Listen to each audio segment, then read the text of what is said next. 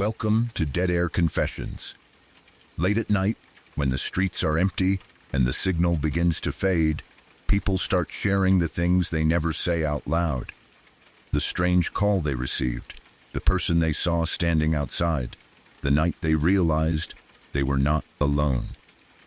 Tonight, you will hear stories from people who carried those memories for years. Before we go on air, leave a comment and tell me where you are listening from tonight. And if you enjoy true scary stories with a quiet, late-night feel, subscribe to Dead Air Confessions. Turn the volume down low. The line is open.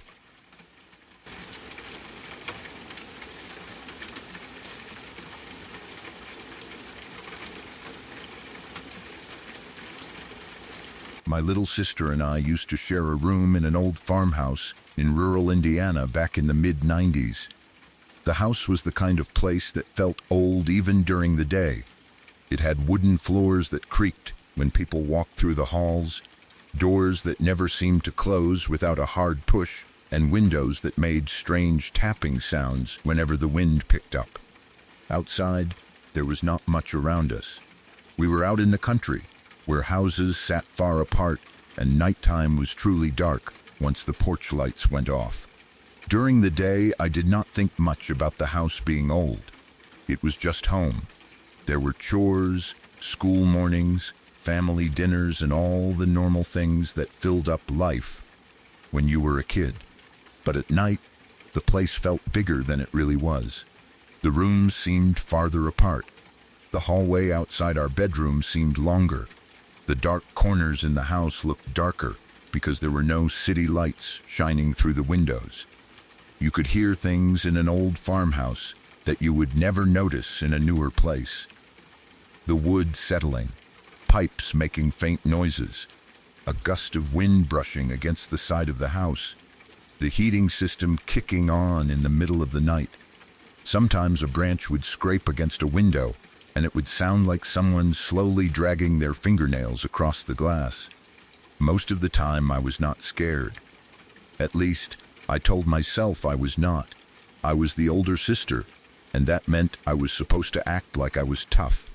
My little sister was about 6 at the time, and she was much more easily frightened than I was. She hated being alone at night. She did not like shadows. She did not like strange sounds. She did not like the idea of going to sleep while the rest of the house was quiet. She would cry sometimes because she wanted to sleep in my bed, and I usually said no, not because I did not love her. I did, but she was a bedwetter at the time, and I did not want her getting into my bed every night. It sounds mean now, especially looking back on it as an adult, but I was a kid too. I wanted my own space. I wanted to sleep without being kicked, shoved, or woken up because she was scared. So when she asked to sleep with me, I usually refused.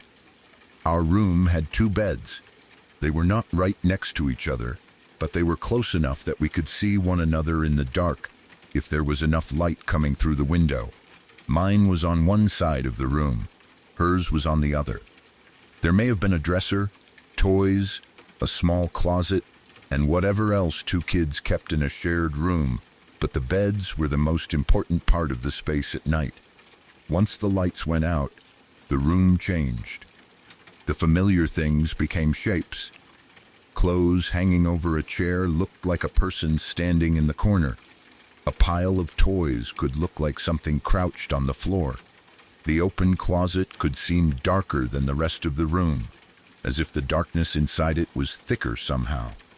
My sister noticed all of it. She would lie in her bed and whisper my name. At first, I would pretend I was asleep. Then she would whisper louder. "Sis?" I would sigh and ask what she wanted. She would say she was scared. Sometimes she would ask if she could sleep in my bed. Sometimes she would ask if I could leave the light on. Sometimes she would just want me to talk to her for a few minutes until she calmed down. Most nights, I would tell her she was fine. I would say, "Go to sleep. I'm right here."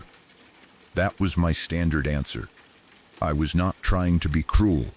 I just wanted her to learn that nothing was going to happen. I wanted her to get used to the house at night.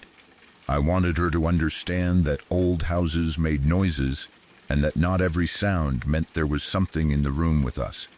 But one night, she would not stop.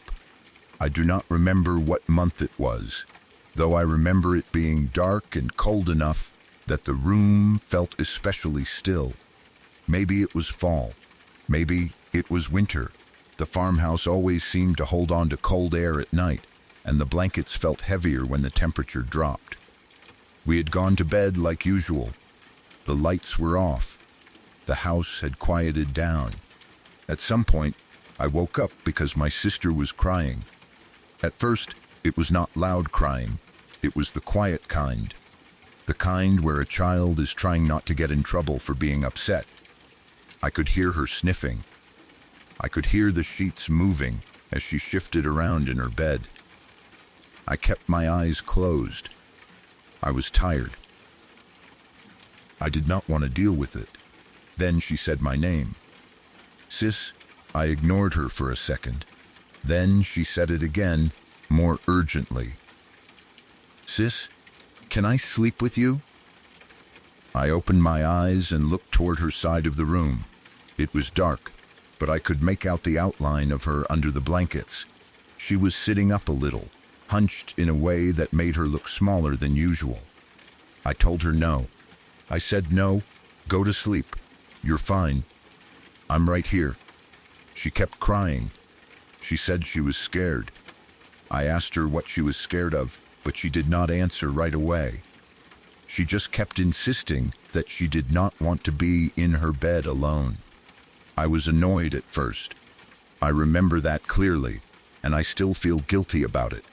I was thinking about how tired I was. I was thinking about how she always wanted to get in my bed. I was thinking about the times she had wet the bed before, and how I did not want to wake up in the middle of the night because of it. So I kept telling her no. Go to sleep, I said. You're okay, I'm right here. But she did not calm down. She started crying harder. It was not dramatic at first, but it was getting close. She sounded like she was working herself up into a panic. I could hear the fear in her voice, and eventually it started making me nervous too. I asked her again what was wrong. That was when she said something I will never forget. She said, Sis, there's a green eye staring at me. The room went completely still. For a second, I did not understand what she meant. I thought maybe she was talking about a toy. Maybe she had seen a reflection from outside. Maybe she was dreaming while awake, or half asleep and confusing something in the room for an eye. But then I looked. I sat up in my bed and turned toward her, and above her bed there was something green. I swear there was. It was floating in the darkness. At first, my brain refused to understand it. I saw a green glow above her bed, maybe near the ceiling, maybe a little lower. It was not a lamp. It was not a reflection from a car passing outside. It was not light from a nightlight, because there was no nightlight in that spot. It looked like an orb, but it did not look like a soft, round glow the way people describe little lights from electronics or reflections. It had an eye-like quality to it. That was what made my sister's words hit so hard. A green eye, staring at her. I could see why she had called it that. The light was green, but it seemed more focused in the center, as though there was a darker point within it. I could not make out eyelashes, a pupil, or anything clearly human. It was not a perfect eyeball in the way a drawing would be, but it felt like an eye. It was in the wrong place. It was hovering above her bed, and it was bright enough for both of us to see. I froze. The first thing I felt was not even fear. It was disbelief. I kept thinking that there had to be a reason for it. Maybe moonlight had come through the window at an angle. Maybe something outside was reflecting green light through the glass. Maybe there was a glow in the dark toy stuck somewhere that I had forgotten about. but there was no reason for a green light to be hovering above her bed. The room had no electronics that could produce it. There was no green lamp, no toy hanging from the ceiling, no decoration, no obvious source. My sister was still crying. She was looking toward it, but she was also looking at me. She wanted me to fix it. She wanted me to tell her it was nothing. She wanted me to make the room safe again. And suddenly, I could not do that. I could not tell her she was imagining it. Because I saw it too. I got out of bed. I do not remember thinking through it. I just moved. I went straight to her bed, grabbed her, and pulled her over to mine. She clung to me. I remember the way she felt, small and shaking under the blankets. I remember trying to cover both of us with the comforter, even though we were too old to really fit comfortably in one bed together. I pulled the blanket up around us as if a thin layer of fabric could protect us from whatever was above her bed. We huddled under the covers. Neither of us wanted to look out. That is what I remember most. The two of us lying there, pressed close together, trying to stay as quiet as possible. We did not want to make noise. We did not want to look toward the other side of the room. We did not want to move the blankets. We did not want to see whether the green light was still there. At some point, I remember whispering that it was okay. I do not know whether I believed it.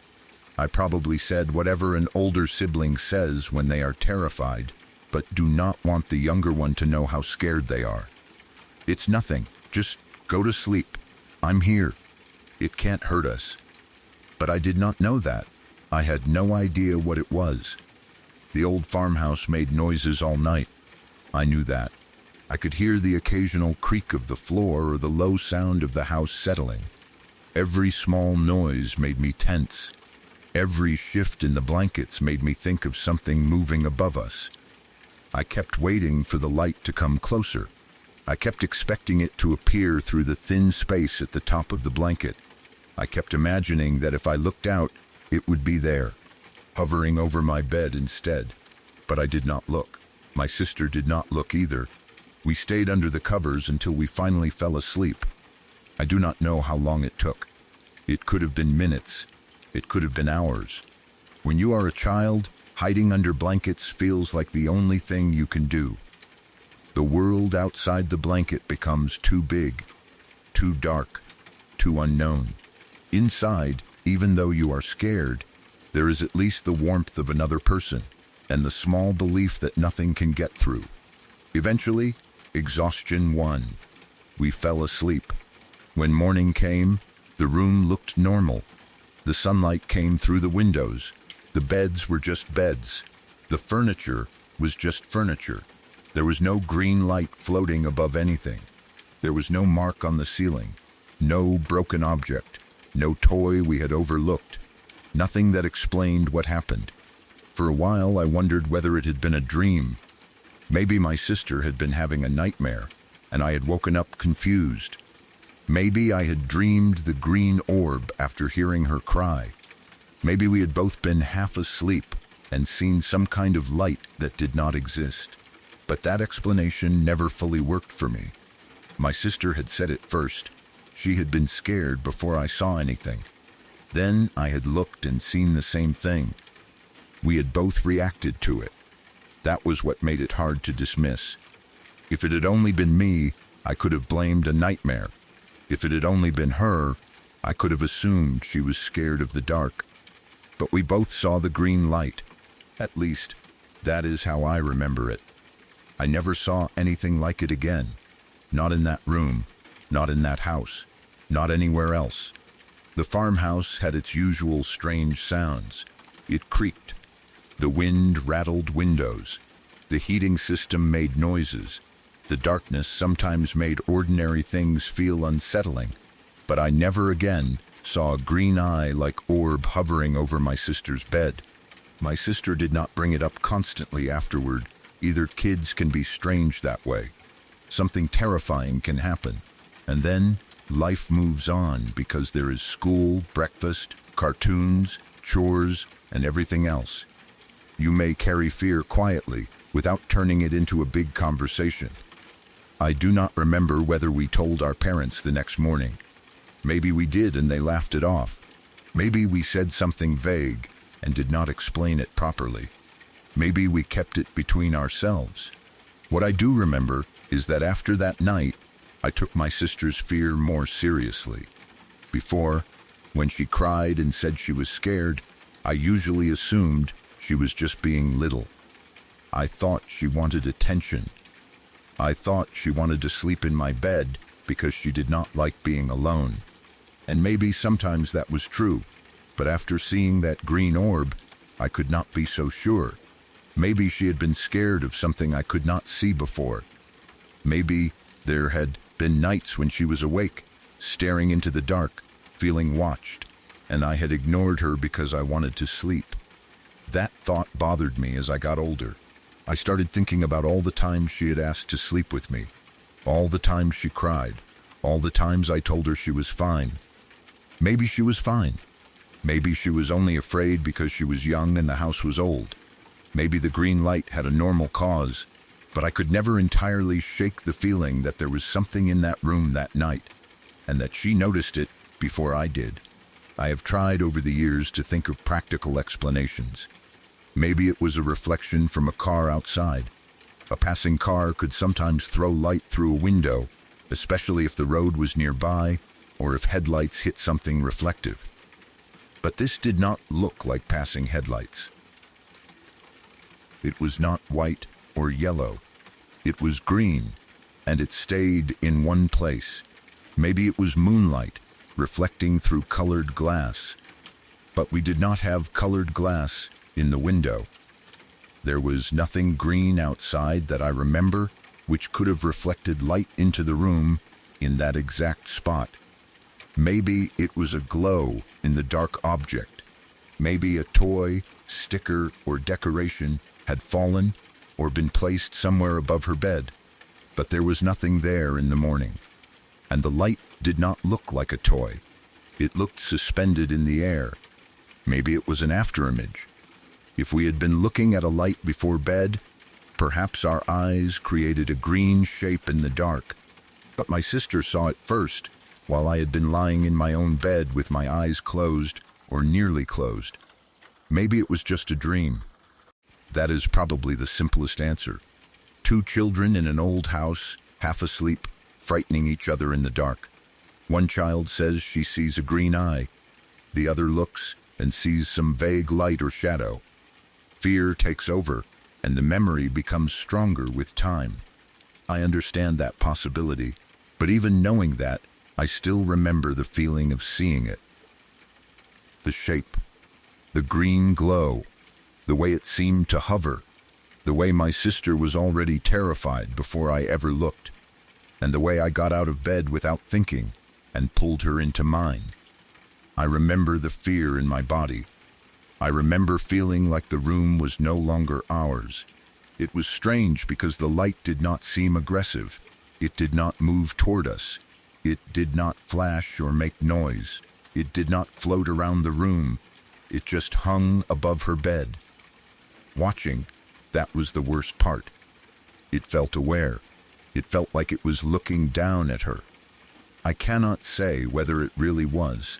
I cannot say whether the green glow had a pupil, or whether my mind attached the idea of an eye to it because my sister had called it one. Memory is complicated. Over time, details can become clearer in your mind, even if they were not clear in the moment. But I know that when she said, "There's a green eye staring at me," I looked up and saw something green floating above her bed. And I believed her. That was enough. Sometimes I think about the house itself. Old farmhouses carry a certain feeling because of how isolated they can be. During the day, they are warm and familiar. You can hear birds outside, see fields or trees, feel the sun through the windows, and forget that the next house may be far away. But at night, the isolation changes everything. The dark outside is complete. There are no cars passing constantly, no apartment neighbors through the wall, no streetlights glowing through blinds. Only the house, the rooms, and the sounds it makes while everyone is trying to sleep. Maybe the loneliness of the place made our fear stronger. Maybe it made a small green reflection feel like something impossible. Maybe the old house gave our imaginations too much space to work. Or maybe there are moments from childhood that stay with us because they cannot be reduced to one easy answer. I never saw another orb. My sister never pointed out another eye. We never had a second night exactly like that one. But even now, I still wonder what it was. I wonder if there was some explanation hidden in the room that we never noticed. I wonder if the light came from outside. I wonder if it was a dream that somehow became shared. I wonder whether my little sister had seen something before that night and never knew how to explain it. And I wonder whether, if I had looked out from under the covers one more time, I would have seen that green glow still floating above her empty bed. I never did. I stayed under the blanket with her until sleep finally came. And that was the only night I ever saw anything like it.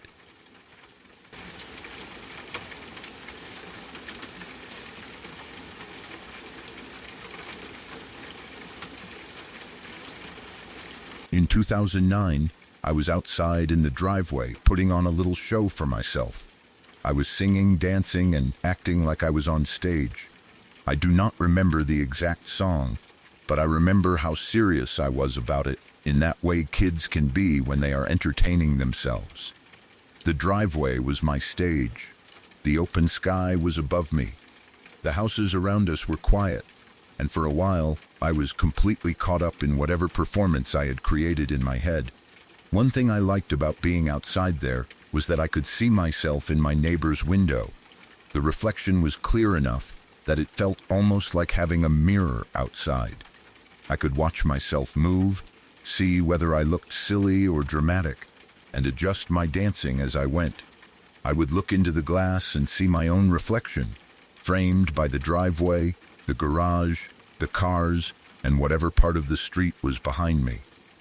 I remember feeling happy in that moment. It was a normal day. Nothing felt wrong. I was just outside, moving around, singing to myself, and watching my reflection in the window across from me. Then I saw someone behind me.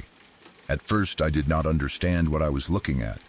I was focused on myself in the reflection, probably turning or moving my arms, when another figure appeared behind me in the glass. It took my mind a second to recognize that the person was not part of my imagination and was not simply someone passing farther down the street. She looked like a nurse. I could see her clearly enough that certain details stayed with me. She was wearing blue scrubs. Under the scrubs, she had a white shirt or white undershirt visible near the neckline. Her hair was blonde. She looked young. Not like an older person walking through the neighborhood. Not like a stranger in casual clothes. She had a very specific appearance, and the first thing I thought was that she looked like someone who had just come from work at a hospital. In the reflection, she seemed to be walking up behind me. The image was so clear that I did not question it right away. I did not think it was a shadow or a trick of light. I saw a young blonde woman in blue scrubs coming toward me from behind. For one strange second, I simply watched. Then I turned around. There was nobody there. I spun around quickly, expecting to see her standing behind me or walking past the driveway. But the driveway was empty.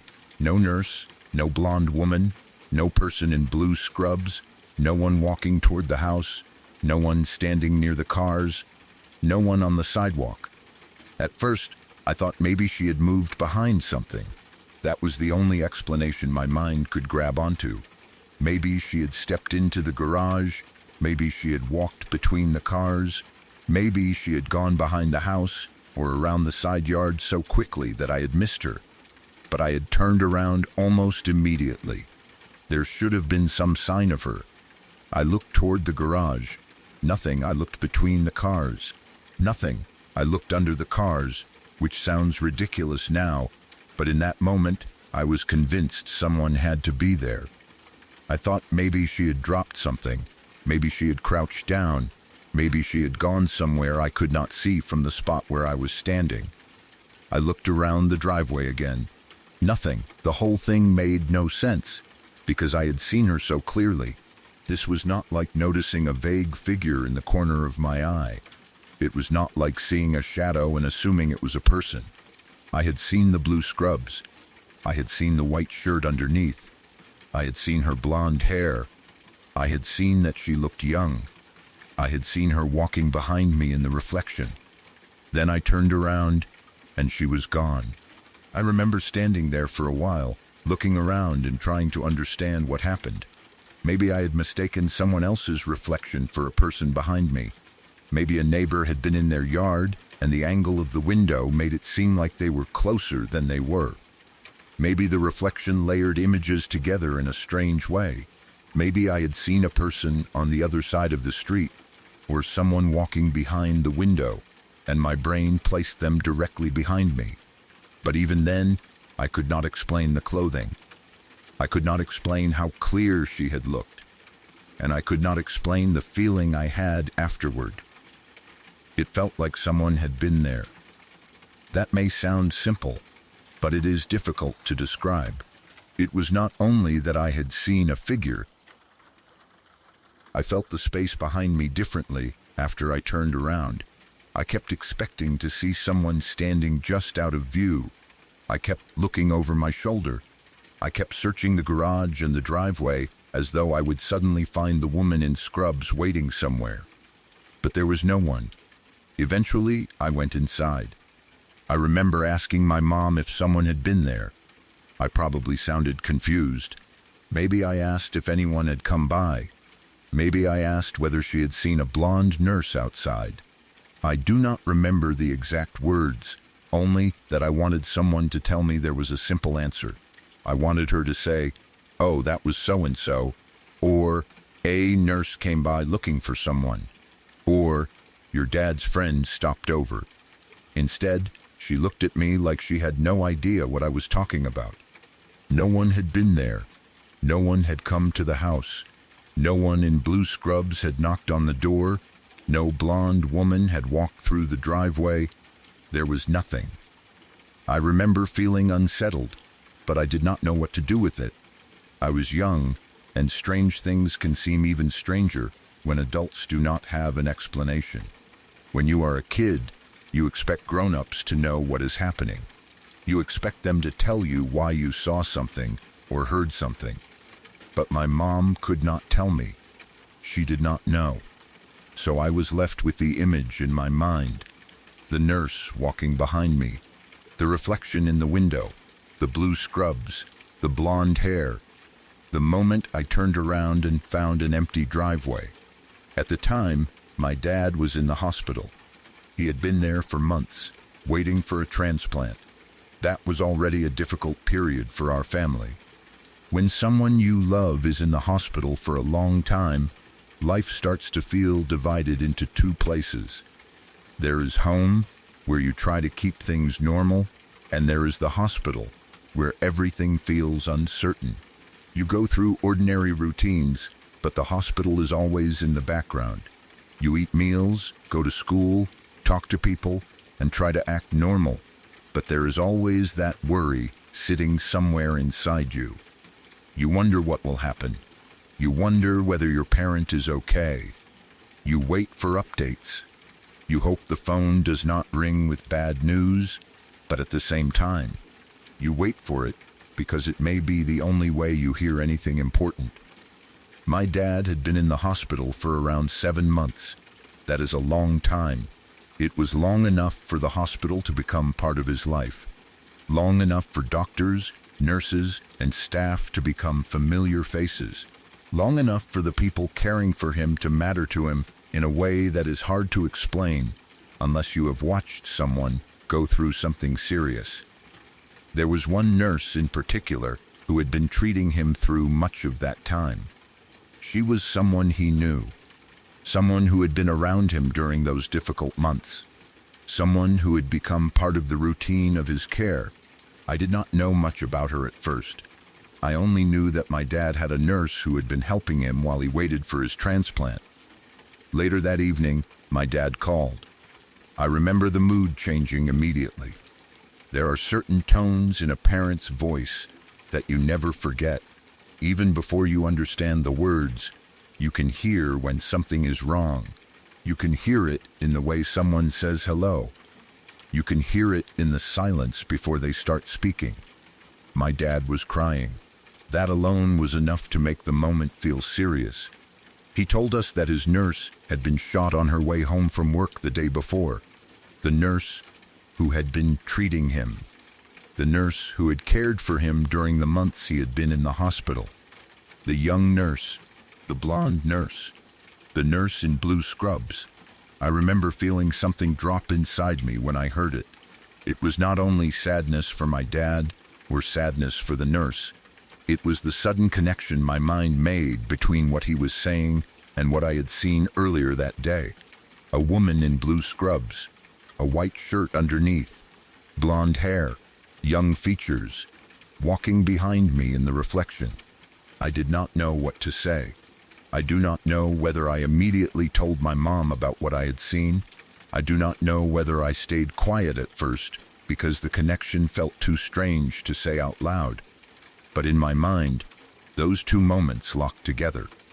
The nurse I saw outside, the call that night, the news that my dad's nurse had died the day before. It was one of those moments where you desperately want the connection to be meaningless. You want it to be coincidence. You want the woman in the reflection to have been someone else. You want there to have been a normal person outside who happened to wear blue scrubs, happened to have blonde hair, and happened to appear behind you for a few seconds before disappearing from sight. But the timing made it hard not to wonder. I had not known anything had happened to my dad's nurse when I saw the figure. I had not been thinking about hospitals. I had not been thinking about death. I had been outside singing and dancing in the driveway. I had been looking at my own reflection. Then I saw her. Or at least, I saw someone who looked like the kind of person she was described to be. Years later, I still do not know what I saw. Maybe it was a reflection trick. Windows can do strange things, especially when light is hitting them from different angles. Reflections can overlap. Someone standing farther away can appear closer than they really are. A reflection from inside a house can blend with the street outside. You can see an image in glass and believe it is directly behind you when it is actually somewhere else entirely. Maybe there was a real nurse walking down the street. Maybe she was someone else entirely. Maybe she was heading home from work, visiting a neighbor, or passing by at the exact right moment. Maybe I turned around too quickly and she had gone behind a car or moved into a blind spot before I could see her. Maybe I was young enough that my memory turned a brief image into something clearer than it really was. Those are all possible explanations. Memory is not perfect. It changes as we remember it. A single moment can become sharper in some ways and blurrier in others. We may forget the details that do not matter, while holding tightly to the details that feel important later. Maybe I only saw a flash of blue and blonde hair in the reflection, and the news that came that evening gave the image a shape my mind never would have assigned to it otherwise. Maybe I connected things that were never connected. That is possible.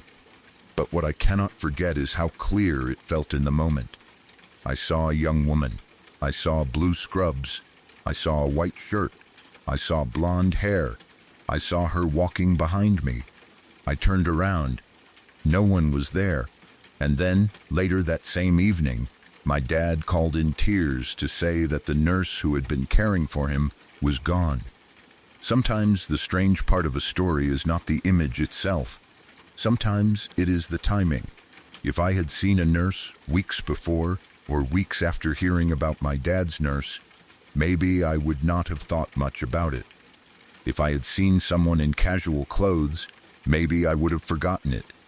If the person had not vanished from the driveway, Maybe I would have assumed it was a neighbor or a stranger passing by, but the details lined up in a way that has never stopped bothering me. The reflection, the scrubs, the blonde hair, the empty driveway, the phone call, the fact that my dad was grieving someone who had been part of his daily hospital life for months.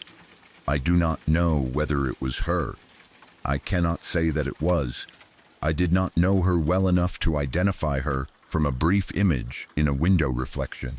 I do not know whether I had ever even seen her in person before.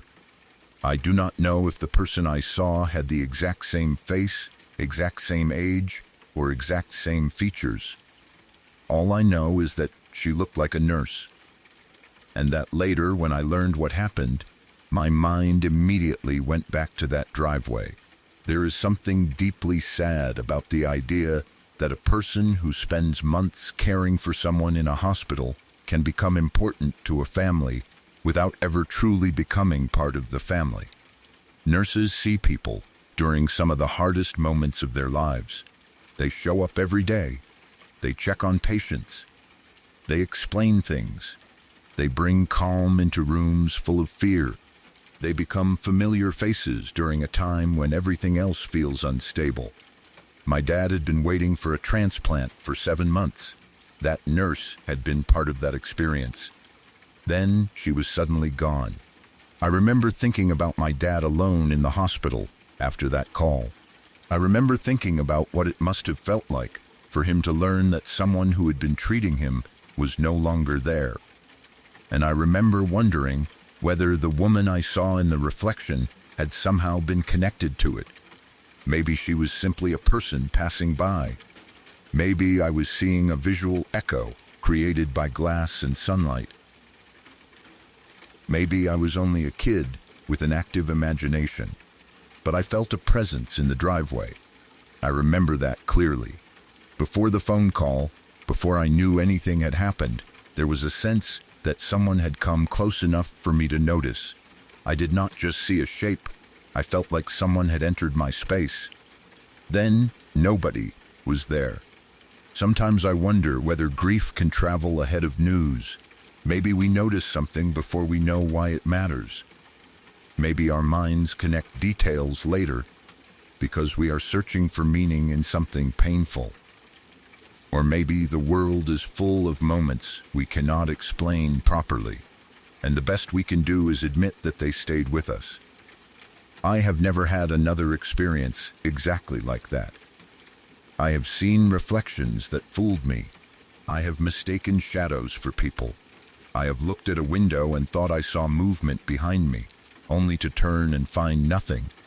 But I have never again seen someone so clearly in a reflection, turned around immediately, and found an empty space. And I have never again received news later that day that made the image feel so personal. The memory has stayed with me because it was frightening, but not in the usual way. It was not a monster in a dark room.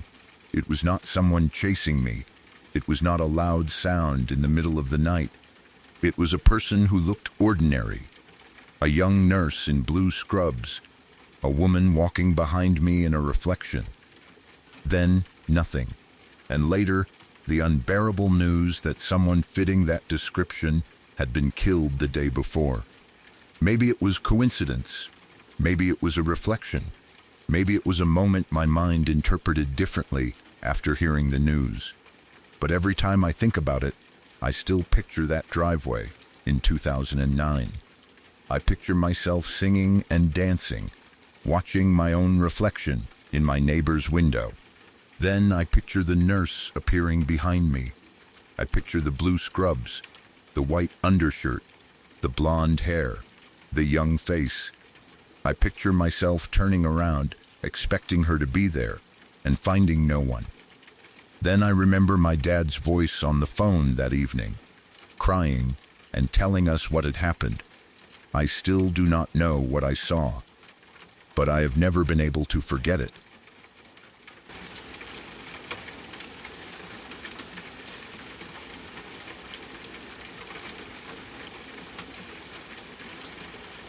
When I was a child, I saw something strange, But it happened long before I knew anything about stories like that, or had any real understanding of what people might call it.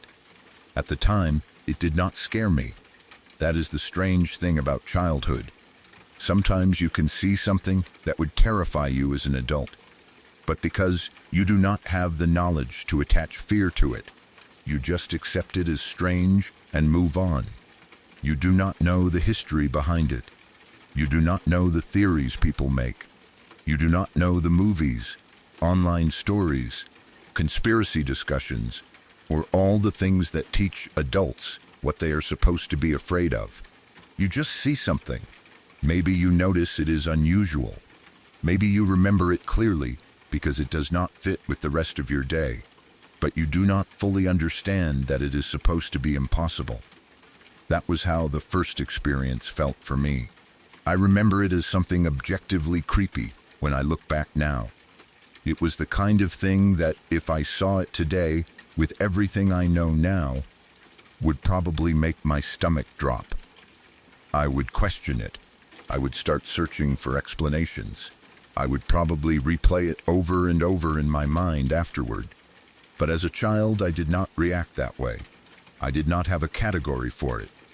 I had not learned enough about the subject to connect what I saw with anything frightening. It was simply a strange moment in a world that already seemed full of strange things. Children see the world differently. A dark tree can become a giant. A cloud can become a face. A shadow in a hallway can become a person. At the same time, children can also witness something truly unsettling and not understand why adults would find it disturbing. Looking back, that may be the creepiest thing I have ever seen in an objective sense. Not because I can prove what it was, not because I know it was something supernatural, extraterrestrial, or dangerous, but because the memory of it has stayed with me, and because I understand now why people would find it unsettling. At the time, though, I did not feel fear. That came later in life with a different experience. The scariest thing I have ever seen was a black triangle. I know black triangles are often connected to alien stories, unidentified aircraft stories, and all kinds of theories people share online. Some people believe they are extraterrestrial. Some believe they are secret military craft. Some think they are experimental government aircraft. Others think they are simply planes or helicopters viewed from a strange angle in poor lighting. I do not know what they are. Personally, I have always felt that something military or government-related is more likely than something extraterrestrial. But strangely, that possibility makes it worse for me. The idea of something unknown coming from another planet is frightening in its own way, but it is distant. It almost belongs to science fiction. It is so far outside normal life that your brain can put it into a separate category. But the idea of something human-made moving silently through the sky, something powerful and hidden, something nobody is supposed to know about, feels more real. That scares me more. A black triangle is disturbing because it is such a simple shape. It is not an animal. It is not a face. It is not a figure standing in a dark room. It is just a shape overhead, but it is a shape that does not feel like it belongs there. The sky is supposed to be open. It is supposed to be full of stars, clouds, birds, planes, and the occasional flashing aircraft light. When something dark and triangular appears in that space, it changes the feeling of the sky. It makes the sky feel occupied. It makes the air above you feel close. It makes you feel like there is something large enough to watch you without making itself known. That was what scared me about it. Not necessarily the idea that it was alien. Not necessarily the idea that it was a ghost or some impossible entity. It was the thought that it might have been real in the most ordinary and terrifying sense. Maybe it was something built by people. Maybe it was something flying overhead that I did not understand. Maybe it belonged to some military project, some aircraft test, some operation, or some part of the world that ordinary people never get to see. That thought made me feel exposed. When you see something unexplained in the sky, there is nowhere to hide from it. You are standing beneath it. You cannot shut a door on the sky. You cannot walk into another room and block it out. You can look away, but you still know it is above you. The feeling stayed with me. I have thought about the black triangle many times. I have tried to give it a normal explanation. I have considered aircraft, lighting, distance, weather, perspective, and all the ways the human eye can misunderstand something against a dark sky. I know how easily a familiar object can become unfamiliar when it is seen at night. A plane can look motionless when it is flying directly toward you. Lights can disappear depending on angle and cloud cover. A dark aircraft can seem much larger than it really is because there is nothing around it to measure it against. A helicopter can sound quieter than expected if wind carries the noise away. A cloud can make an object look like it is hovering. There are plenty of explanations. But fear does not always care about explanations. The thing that frightened me was not even just what I saw. It was the feeling of realizing that I could not immediately identify it. I could not simply say, "That is a plane," and move on. I could not place it neatly into a normal category. For a moment, all I could think was that there was something above me that should not have been there. That is the kind of fear that stays with you, not a loud, sudden fear, not the kind that makes you scream instantly. It is a slower kind of fear. It begins with confusion. Then you look harder. Then your brain starts listing possibilities. Then every possibility feels wrong. And before you know it, you are standing there with your heart racing, staring into the dark, wishing the thing would either disappear or become ordinary. Sometimes I think the things that frighten us most are not the things we understand to be dangerous. A barking dog is easy to understand. A person acting aggressively is easy to understand. A car speeding toward you is easy to understand. You know what the danger is. You know how to react. But an unfamiliar shape in the sky is different. There is no instruction for it. You do not know whether to run, watch, film it, call someone, or pretend you never saw it. You do not know whether it can see you. You do not know whether it matters that you are there. And when it is gone, you are left with nothing except your own memory. That is why I found the black triangle so frightening. I can laugh about it a little now because it sounds dramatic when you say it out loud. I know how these stories sound. The second you mention a black triangle, people immediately picture aliens, classified aircraft, conspiracy theories, and internet rabbit holes. But I am not claiming to know what I saw. I am not saying it was extraterrestrial. I am not saying it was a secret military craft. I am only saying that it scared me more than anything else I have seen. The thought that it might have been something human and hidden somehow made it worse. There was another strange thing that happened to me years later. It scared me badly at the time, but unlike the black triangle, it ended up having a completely normal explanation. That one happened in my old bedroom. It was around 2 a.m. I was sitting in my room facing the window. The curtains were closed, and the room was dark, except for whatever faint light came from electronics, streetlights, or the small bits of nighttime glow that always seem to exist even when you have turned everything off. I do not remember exactly what I had been doing. Maybe I was on my phone. Maybe I was reading. Maybe I had stayed up too late, as people often do when they know they should be asleep. The house was quiet. Everyone else was probably asleep. It was that late night hour where the world feels paused and every small sound inside the house seems louder than usual. The window was in front of me. The curtains were shut. I was facing them when it happened. A bright blue ball of light shot past the window. It moved fast enough that I barely had time to process it. At first, I thought it was outside. I thought something had flown past the window. Something bright and blue moving at a speed that did not make sense. It did not drift slowly like a reflection. It did not flicker like normal headlights. It seemed to streak across the curtain from one side to the other. Then it stopped, right in the middle of the window.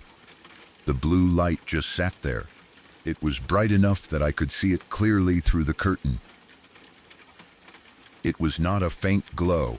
It was a concentrated blue light, almost like a glowing ball held just outside the glass. I froze. I mean, completely froze. I did not move toward the window. I did not jump up to turn on a light. I did not call out for anyone. I just sat there, staring at the curtain. The blue light was in the middle of it. For a few seconds, I think my mind went blank. Then every possible explanation started rushing in at once. Maybe it was a drone. Maybe it was a police light. Maybe it was someone outside with a flashlight. Maybe it was some kind of strange electrical light. Maybe it was a reflection. Maybe it was something in the sky. Maybe it was something staring in. The fact that it stopped was what made it so frightening. If it had just passed by, I might have convinced myself it was a car or a reflection. Something flashes, moves across a window, and disappears. That is normal enough. Headlights, emergency vehicles, passing cars, all kinds of things can create strange light patterns in a dark room. But this stopped. It stayed in one place. It was almost perfectly centered on the window, as if someone had placed a glowing blue object directly outside and was waiting for me to react. I could not make myself move for what felt like forever. I think I sat there in full freeze mode for about 10 minutes. Maybe it was less. Maybe fear stretched the time out in my memory. But it felt like a long time. I remember trying to breathe quietly. I remember staring at the blue light and thinking that if I moved, something might happen. I do not know why I thought that. It was not logical. The light had not spoken. It had not changed shape. It had not moved closer. But when you are alone in a dark room at 2 a.m, and something bright blue is sitting in the center of your window, logic becomes difficult. The room around me felt different. Everything behind me became irrelevant. All I could focus on was the curtain. The blue glow was almost beautiful in a way, which made it worse. It was bright and clean against the dark fabric. If I had seen it in a movie or in a photograph, I might have thought it looked interesting. But in my room, at that hour, it felt wrong. It felt too deliberate. After a while, I started trying to convince myself to open the curtain. That was the only way I was going to find out what it was. I did not want to do it. Every part of me wanted to stay where I was, keep staring at the light through the fabric, and somehow wait until morning without ever looking outside. But I also knew I could not sit there forever. The longer I waited, the worse my imagination became. I started imagining a person outside the window, holding something blue. I imagined a face on the other side of the glass. I imagined a strange, glowing object hovering just beyond the curtain. I imagined the black triangle again, or some other unknown thing that belonged in the dark sky rather than outside a bedroom window. Eventually, I forced myself to move. I got up slowly. My legs felt weak. I remember approaching the curtain like it might react to me. That sounds ridiculous now, but at the time, I was genuinely scared. Every step felt too loud. I expected the blue light to dart away or suddenly come closer as soon as I reached for the fabric. But it stayed there, bright blue, centered in the middle of the window. I reached out and grabbed the curtain. For a second, I could not pull it open. I just held it. Then I finally moved it aside and looked out. There was no glowing orb. There was no person standing beneath the window. There was no strange craft in the sky. There was no creature, no ghost, no unexplained blue light floating outside the house. There was an ambulance. The street opposite the back of the house was slightly raised. It sat higher than the ground behind my home, and because of that angle, when an ambulance stopped or pulled up on the road, its lights appeared at about the halfway point of my window. The blue emergency light had been shining directly onto the curtains. That was it. The bright blue ball I had seen was the ambulance light reflected through the fabric. It had moved quickly past the window when the ambulance drove up. Then it stopped in the middle when the ambulance stopped opposite the house. I remember feeling a huge wave of relief. It was almost embarrassing how relieved I was. For 10 minutes, I had been sitting there convinced that something impossible was outside my window. I had built every frightening explanation in my head. I had imagined a blue orb hovering in the dark, watching me through the curtains.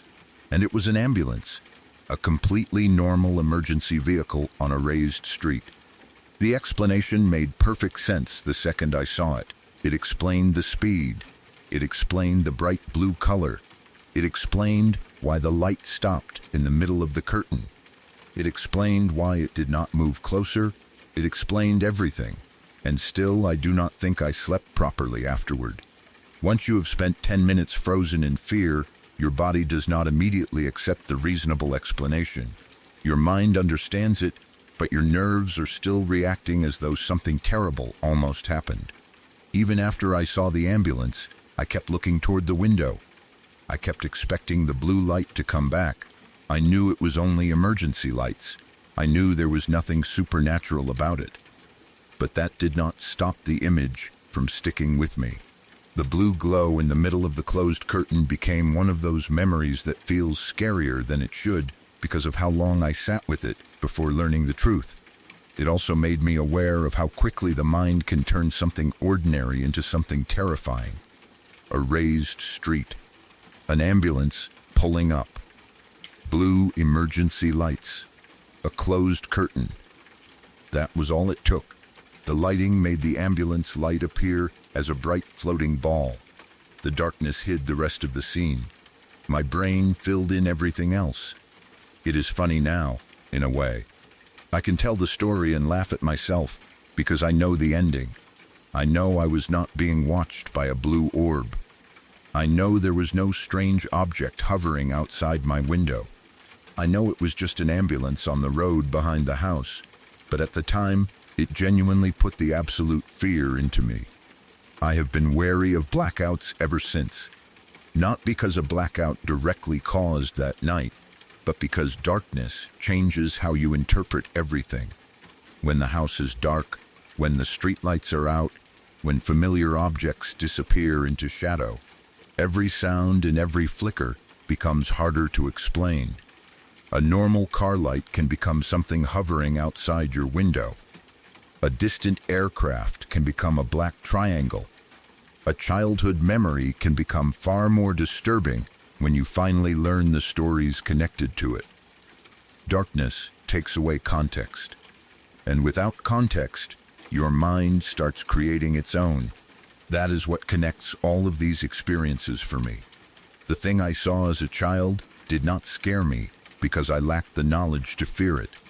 The black triangle scared me because I had enough knowledge to imagine every possible explanation.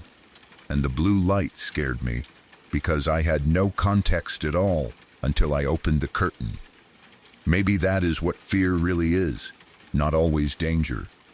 Sometimes it is just the gap between what you see and what you understand.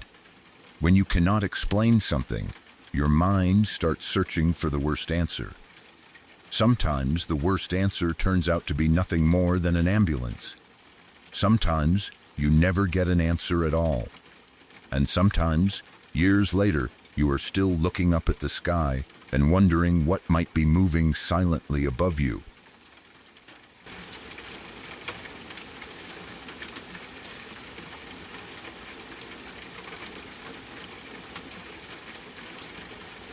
We will get back to the next confession in a moment.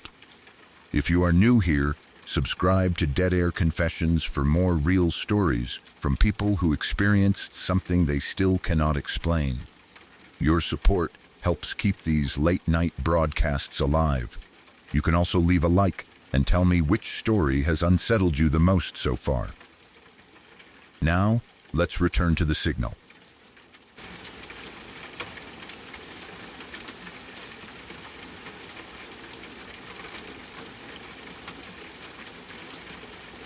My scariest experience happened in winter, when I was about 4 months pregnant and living in the Upper Peninsula of Wisconsin. At the time, my husband and I were living in a small cabin near Lake Superior. It was one of those places that existed in two completely different worlds depending on the season. In the summer, it was rented out to vacationers. People came up to enjoy the lake, the quiet, the trees, the water, and the feeling of being away from everything. In winter, it felt completely different. The people were gone. The roads were quieter. The lake looked cold and endless. The trees stood dark against the snow, and the cabin, which probably seemed cozy and peaceful to summer visitors, could feel very isolated when the weather turned. There were no close neighbors. There was no busy street nearby. There was no row of houses with porch lights and people coming and going. The nearest signs of other people were far enough away that, on some days, it felt as though we were living at the edge of the world. That was part of what made the area beautiful. It was also part of what made it frightening. I was pregnant at the time, only about 4 months along. I was still adjusting to the idea of it all. I had started showing a little, enough that I was conscious of my body changing, but I was not yet at the point where I felt like I needed to stay indoors all the time. I wanted to keep moving. I wanted fresh air. I wanted to stay healthy. So I walked every day. Even in the snow, the walks became part of my routine. I would bundle up in a warm coat, pull on boots, cover my head and ears, and head out into the cold. The snow was usually deep along the edges of the lane, packed down in the middle where people had driven or walked. Sometimes the sky was bright and white. Other times, it was gray, low, and heavy, with more snow. The air near Lake Superior had a particular coldness to it. It did not just feel cold on your skin. It seemed to get into your lungs. It made your face sting and your nose ache. Your breath came out in thick clouds, and even when you were dressed properly, the cold found every small opening in your clothes. Still, I liked walking. There was something peaceful about it at first. The snow softened everything. The trees were quiet. The lake was somewhere nearby beyond the woods, and open ground, vast and dark beneath the winter sky. When there was no wind, the silence could feel almost complete. You could hear your own boots pressing into the snow. You could hear branches shifting. You could hear a bird somewhere far off. Sometimes you could hear nothing at all. That day started like any other. I went out for my walk expecting to be alone. I had walked that lane enough times to know how empty it usually was. There were no other houses nearby, no people out walking, no one tending to a yard, no kids playing outside, no passing cars every few minutes. It was winter in a remote area. Most people stayed inside. I remember the snow being bright under the daylight, but the air feeling still and cold. I was walking at a steady pace, doing what I always did, watching my footing, keeping my hands warm in my pockets or gloves, and trying to enjoy the movement. At first, I heard dogs barking. The sound was distant. I did not immediately think much of it. In rural places, dogs bark. They bark at deer, squirrels, cars, birds, unfamiliar noises, and sometimes nothing you can identify. A dog barking far away was not unusual. But then I noticed the barking was getting closer. At first, I thought maybe the sound was carrying strangely through the cold air. Winter does that. Sounds can travel farther than you expect. A dog could be much farther away than it seemed, but the barking kept getting louder and closer. I stopped walking. The lane ahead of me was empty. The woods around me were quiet. There was no house nearby where I could imagine the dogs coming from. No fence, no yard, no porch, no person calling them back. Then I saw movement. A pack of dogs came racing down the lane. They were not casually walking. They were not wandering loose like a few neighborhood dogs that had gotten out. They were moving fast, barking as they came, their bodies low and urgent against the snow. I remember the shock of seeing how many there were. One dog is one thing. Two can still seem manageable. But a pack is different. A pack has energy. It moves as a group. Even when the animals are not perfectly coordinated, they feed off one another. One barks, then another. One circles, and the others follow. The sound builds. The movement builds. Suddenly, you are not looking at individual dogs anymore. You are looking at a wall of noise and motion coming straight toward you. They reached me quickly. Before I had time to decide whether I should run, shout, or turn back toward the cabin, they surrounded me. I remember them spreading around me on the lane. Some were in front of me. Some were behind me. Some were at my sides. Their barking filled the air. The quiet winter world that had felt peaceful a few minutes earlier was gone. It had been replaced by sharp barking, panting, paws moving through snow, and the sound of animals circling close enough that I could feel their presence even when I was not looking directly at them. I was terrified. I was pregnant. I was alone. There was no other person nearby to help me. No car in sight. No house close enough that I could run to it. No one who would hear me if I shouted. In that moment, I felt completely exposed. I did not know why they had approached me. I did not know if they were wild, stray, feral, or simply loose dogs from somewhere farther away. I did not know if they were hungry, territorial, curious, or reacting to fear. At the time, I wondered whether they could somehow sense my pregnancy. I do not know if that was true. I only know that I felt especially vulnerable because I was carrying a baby, and the thought that they might sense something different about me made the situation feel even worse. My mind was racing. Every instinct wanted me to run, but I knew that running could make it worse. I had heard enough stories, seen enough warnings, and understood enough about animals to know that sudden movement could trigger something. A pack of barking dogs might chase someone who ran. They might see it as prey behavior. They might become more excited. They might follow. So I tried to stay still. It was one of the hardest things I have ever done. I stood there in the snow while the dogs barked around me, trying to keep my body from moving. I tried not to stare directly at them. I tried not to meet their eyes. I tried not to make a loud sound. I tried not to show panic, even though inside I was shaking. I remember telling myself, do not run, do not scream, do not look at them, do not give them a reason. The cold air made everything feel sharper. My face was probably numb. My hands were stiff inside my gloves. My boots were planted in the snow, and I was afraid to shift my weight because even the smallest movement felt like it might set them off. They kept barking. One moved closer.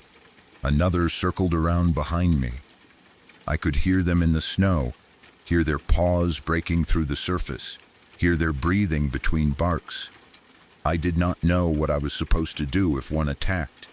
That was the worst part. I had no plan. I had no stick, no spray, no phone in my hand, no way to get help quickly. All I could do was stand there. I remember whispering, "Help me."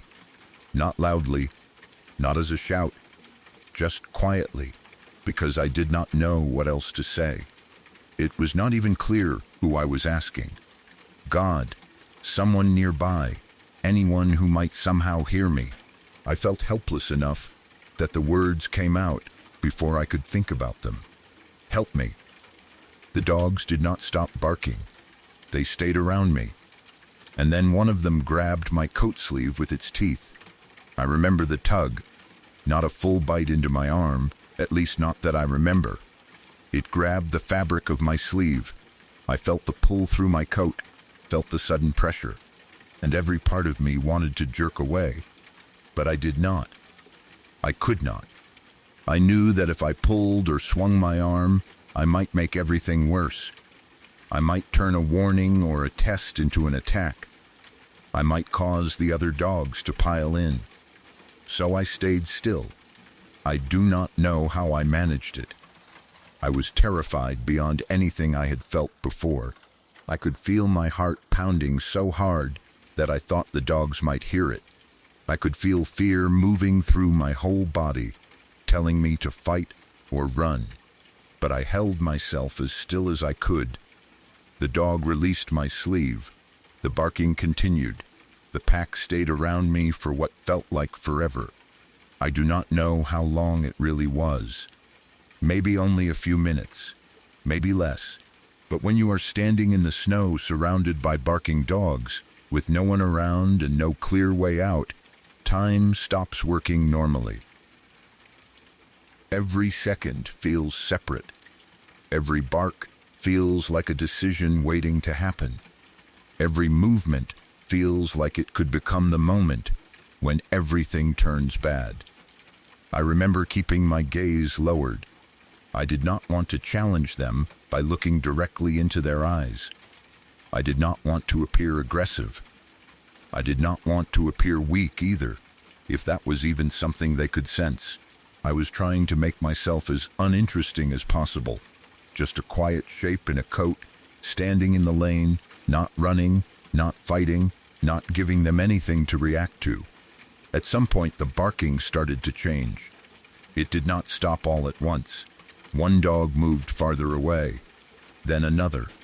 The pack was still restless, still making noise, but the tight circle around me seemed to loosen. I did not move. I did not take that as permission to run. I stayed exactly where I was. One by one, the dogs began moving back down the lane.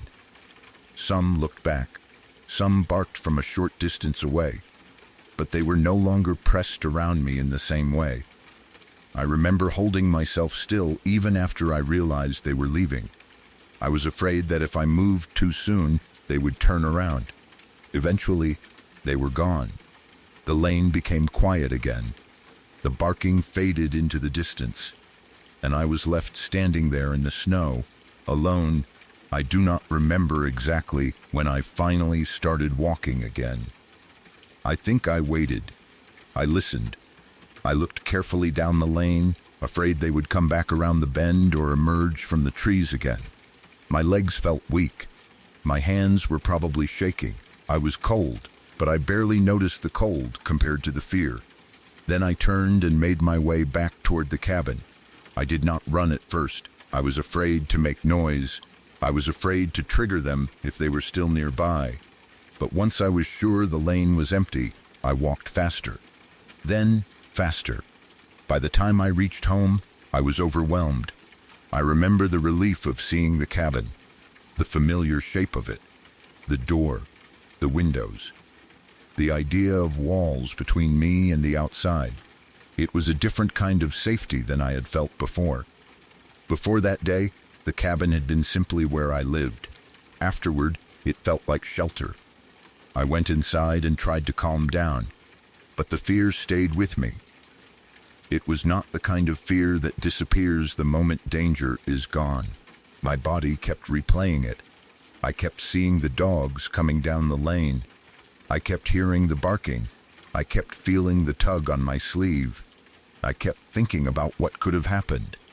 That is something people do after a close call. Your mind goes through every version of the story that did not happen. What if I had run? What if I had fallen in the snow? What if the dog had bitten through my coat? What if the others had joined in? What if I had been farther from home? What if I had been carrying something that made them more aggressive? What if I had panicked? I kept returning to the fact that I was pregnant. I felt responsible not only for myself, but for the baby I was carrying. That made the memory heavier. It was not just a frightening encounter with animals. It was a moment where I felt like I had to stay calm, because I had someone else depending on me. I had never felt so alone. Living in a remote place can be peaceful until something goes wrong. When you are safe, the quiet feels beautiful. When you are in danger, the quiet becomes terrifying, because there is nobody around to hear you. No one was there to call the dogs away. No neighbor came outside. No car drove down the lane. No one heard me whisper for help. It was just me, the snow, the trees, and the pack of dogs. Afterward, I thought about whether I should have carried something on my walks. Maybe a whistle, maybe a walking stick, maybe some kind of animal spray, maybe a phone more accessible than wherever I had it tucked away. But the truth is, I had never expected something like that to happen. I had walked there every day. It had become familiar. The lane had felt safe because it was part of my routine. That day changed the way I looked at it. For a while, I did not want to walk alone. I would look down the road and imagine the dogs coming back. I would hear barking in the distance and feel my stomach tighten. Even normal dogs started making me nervous. A dog behind a fence, a dog barking from a truck, a dog walking with its owner. Anything that reminded me of that pack could make my heart race. Eventually, I began walking again, but I was more careful. I paid attention to sounds. I watched the tree line. I kept thinking about what I would do if I saw animals coming toward me. The road that had once been a peaceful place for exercise now carried the memory of that day. I have tried to understand why the dogs acted the way they did. Maybe they were feral. Maybe they were loose from a property somewhere farther away. Maybe they had been hungry. Maybe they were territorial. Maybe they were simply curious and worked each other into a frenzy because they were in a pack. Maybe they smelled something unfamiliar about me, or maybe I only believed that because I was pregnant and scared. I do not know.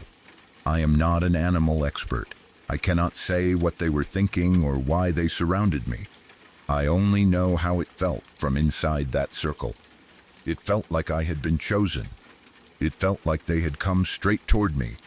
It felt like the entire world had narrowed down to whether I could stand still long enough for them to lose interest. I am grateful that they did. I am grateful that the dog only grabbed my sleeve and did not bite me. I am grateful that the pack eventually moved away. I am grateful that I got home, because it could have gone another way.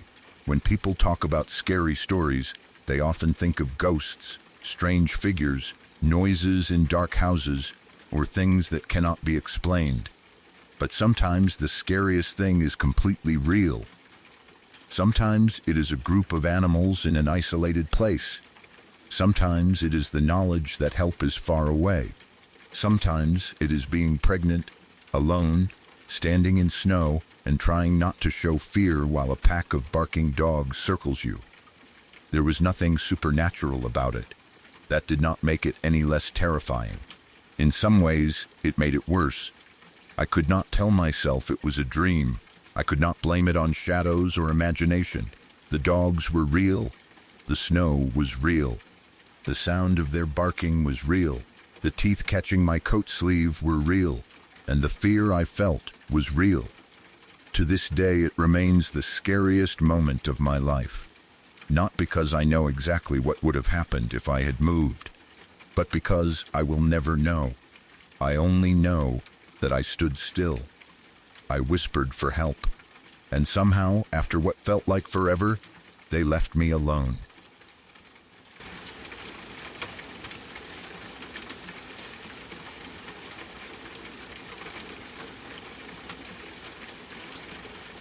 When I was younger, there was a fence near my school that separated the property from a huge stretch of woods. The woods felt endless to me. I do not know how far they truly went, but as a kid, they seemed like they stretched for hundreds of miles. There were trees as far as you could see, thick brush, uneven ground, and no clear signs that anyone regularly went in there. From the outside, it looked like one of those places that could swallow a person up if they wandered too far from the path. Most kids stayed away from it. There was a fence for a reason, even if nobody ever explained exactly what that reason was. It was not a tall, impossible fence. It was the kind you could climb if you were determined enough, but it still made the woods feel like forbidden territory. On one side was school, classrooms, teachers, buses, sports fields, and all the normal noise of kids going through the day. On the other side was silence. The fence marked the point where normal life seemed to end. I had approached it before, mostly out of curiosity. Kids are always drawn toward places they are not supposed to go. The woods had that pull because they were dark, wide, and unknown. Even in daylight, they looked different from the rest of the area. The trees stood close together and the deeper parts were shaded enough that you could not see very far inside. There were no houses back there, no roads that I knew of, no playgrounds, no stores, no people walking dogs, nothing familiar, just woods. One day, I went close to the fence. I do not remember exactly why. Maybe I was bored. Maybe I had been walking around outside and drifted toward that side of the property without thinking much about it. Maybe I had heard something and wanted to see where it came from. At first, I thought I was looking at two people messing around. They were on the other side of the fence, somewhere near the edge of the woods. From where I stood, they were partly blocked by brush and uneven ground, but I could see enough to tell there were two men. At first, I thought they might have been joking, maybe wrestling, maybe play fighting, maybe fooling around in a way that looked rough from a distance. For a few seconds, I even thought they could have been kissing or making out, because they were so close together and moving around on the ground. But the longer I watched, the more I realized it was not that. Something was wrong. One man had his hands around the other man's throat. I remember seeing that clearly. The man on top, or the man with the stronger position, was holding the other one down while they struggled. It did not look playful. It did not look like two friends fooling around. Their movements were frantic and angry. There was shouting, not normal talking, not laughing, not the kind of noise people make when they are playing. It sounded aggressive. It sounded desperate. The two of them were scrambling in the dirt and brush, moving in short, violent bursts. One was trying to get away or push the other off. The other kept grabbing at him. I could not hear every word they said, but I could hear the anger in their voices. At that age, I did not know how to process what I was seeing. I just stood there. Part of me was waiting for the scene to make sense. Maybe they were brothers fighting. Maybe they had gotten into an argument. Maybe they were drunk. Maybe it was some kind of rough game that had gone too far. But there was something about it that made me feel sick. The hands around the throat did not look like a joke. The shouting did not sound like a joke. The way they were scrambling did not look like two people playing around. It looked like someone was trying to hurt someone else. I remember feeling frozen.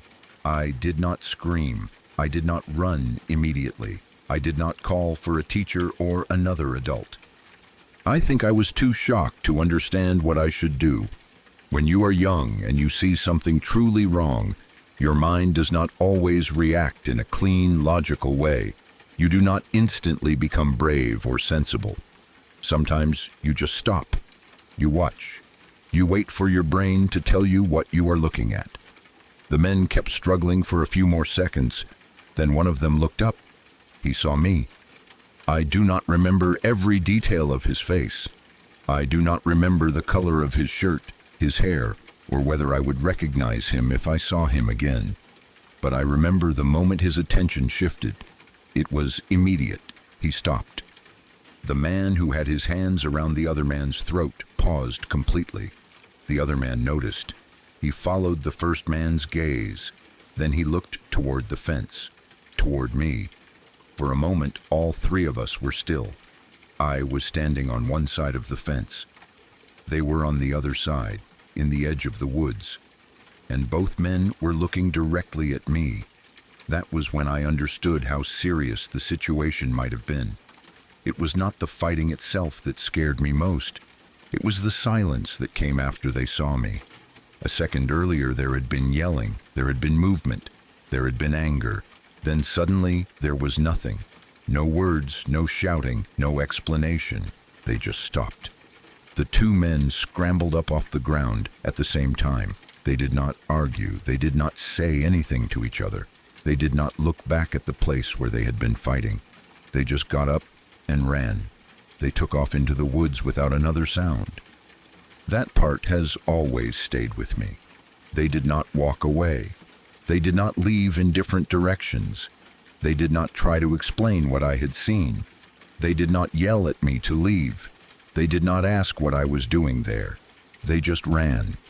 It was as if the moment they realized someone had witnessed them, they both understood that they needed to disappear. Then they were gone. The woods swallowed them almost immediately. The trees and brush were thick enough that once they moved farther in, I could not see where they went. I heard no footsteps after a few seconds. I heard no more yelling. I did not hear branches snapping, voices calling, or anything else that might have told me which direction they had gone. It became quiet again. Too quiet. I stood there at the fence, staring into the place where they had been. For a while, I did not move.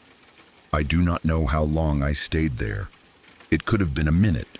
It could have been longer. Time did not feel normal after that.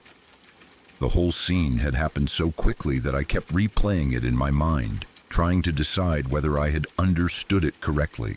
Had one man really been choking the other? Had I really heard shouting? Had they really both looked at me? Had they really run away the second they noticed I was watching? It felt too strange to be real. But I knew what I had seen. After maybe 2 minutes, I climbed over the fence. Looking back now, I cannot believe I did that. I do not know what I was thinking. Maybe I was curious. Maybe I wanted proof. Maybe I thought that if I looked closely enough, I would find something that explained the whole thing. A bottle, a dropped bag, footprints, torn clothes, anything that showed two people had actually been there. Or maybe I was too young to understand how dangerous it was. The men had just seen me. They had just run into the woods. I should have gone the other way. I should have found an adult. I should have told someone immediately. But I climbed the fence anyway. I dropped down on the other side and walked toward the spot where they had been fighting. The ground was uneven. There were leaves, dirt, weeds, and small patches of brush. I remember walking carefully because I did not know if they were still nearby. Every sound I made seemed too loud. My shoes pressed into the ground, and I kept looking between the trees, expecting to see one of them standing there. But I saw nothing. When I reached the place where they had been, it looked empty. There was no one there. No sign of either man. No obvious blood. No clothing. No dropped phone. No bag. No weapon. Nothing. Maybe there were marks in the dirt, but I cannot remember clearly. If there were, they were not enough for me to understand. It was a wooded area. The ground was already uneven. Leaves and branches covered parts of it. Two people could struggle there and leave only small signs that a child would not know how to recognize. I looked around. I expected to find them nearby, maybe one hiding behind a tree, maybe one crouched farther back in the brush, maybe both of them waiting to see if I would follow. But they were gone. The woods were empty. At least, they looked empty. I stood there for a few moments, feeling the fear finally catch up to me. The moment I had seen them run had been scary, but walking into the place where they had been made it worse. I had crossed the fence. I was now inside the edge of the woods. I was no longer protected by the schoolyard or the open space outside. I was in the same area where two angry men had just been fighting, and they had seen me. That thought suddenly became too much. I remember feeling exposed. The trees around me looked thicker than they had from the other side of the fence. The shadows under the branches seemed deeper. The woods no longer looked like an interesting, forbidden place. They looked like somewhere people could disappear without anyone noticing. I turned around and went back over the fence. I do not remember whether I ran right away or walked quickly at first. But I know I wanted to get away from there. I wanted to be back on the school side. I wanted to be somewhere open where other people could see me. Afterward, I did not know what to do. I did not tell everyone. I do not remember running to a teacher and saying I had just seen a possible murder. I do not remember anyone calling the police. I do not remember a search happening. I do not remember adults coming to inspect the woods. Maybe I was too scared to tell someone. Maybe I thought nobody would believe me. Maybe I was worried I would get in trouble for being near the fence or climbing over it. Maybe I did tell someone, but not in a way that led to anything. Childhood memories can be strange like that. You remember the terror clearly, but not all the steps that came after. What I do remember is that the whole thing happened so fast that, in a strange way, I pushed it to the back of my mind. I was scared. Of course I was scared. But I also had no choice but to keep living my normal life. I could not move schools. I could not avoid that area forever. I still had to go to class. I still had to walk around the grounds. I still had to be near the fence sometimes. So I learned to act like nothing had happened. That was the only way I knew how to deal with it. I would see the fence and remember. I would look toward the woods and feel something tighten in my chest. I would wonder whether the men were still out there somewhere. I would wonder whether they had noticed me again. I would wonder whether they knew who I was. But I never saw either of them again. Not once. I never saw them near the fence. I never saw them in the woods. I never saw either man around the school or in the neighborhood. It was as though they had vanished the moment they ran through the trees. For a long time I wondered whether I had almost witnessed a murder. I still wonder that. I do not know whether the man who was being held down got away safely. I do not know if the fight was something else, something terrible but not fatal. I do not know if the two men knew each other, if they were arguing over something, or if the scene was more complicated than it looked. But I know it did not look like a love-making scene. That was my first thought, only because of how close they were to each other.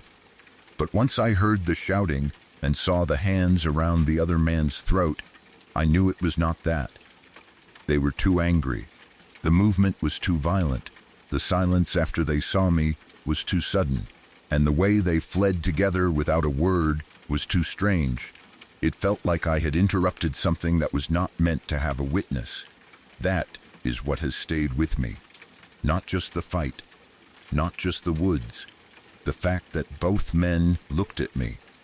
For 1 second, I was not just someone passing by. I was part of the situation. I had seen them. They knew I had seen them. Then they ran. Sometimes I think about how close I was to danger without understanding it. I was young. I was standing by a fence. I was curious. I did not know that a normal afternoon could turn into something like that in a matter of seconds. I did not know that adults could do terrible things in places where no one was supposed to be watching. I did not know that the woods behind a school could hold something darker than animals, trees, and old stories. After that, the woods never felt the same. Before, they had been mysterious. Afterward, they felt threatening. The trees looked like hiding places. The brush looked like somewhere someone could be standing without being seen. The silence did not feel peaceful anymore. It felt like the silence after people have left too quickly. Even now, I cannot say for certain what happened. Maybe the men were fighting. Maybe one was trying to hurt the other. Maybe it was a violent argument that ended the moment they realized someone had seen them. Maybe I misunderstood some part of it because I was young and watching from a distance.